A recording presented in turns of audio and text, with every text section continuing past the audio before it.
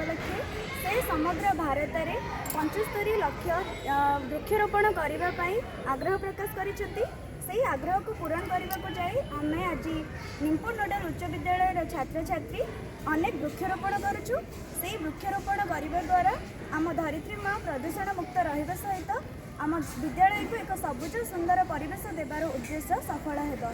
एक पेड़ माँ के नाम।